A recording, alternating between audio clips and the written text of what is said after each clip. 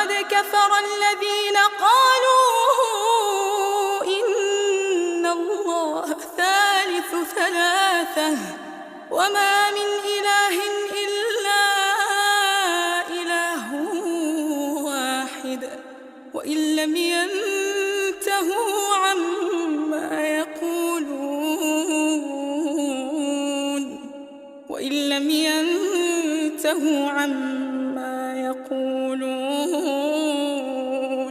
ليمسن الذين كفروا منهم عذاب أليم أفلا يتوبون إلى الله أفلا يتوبون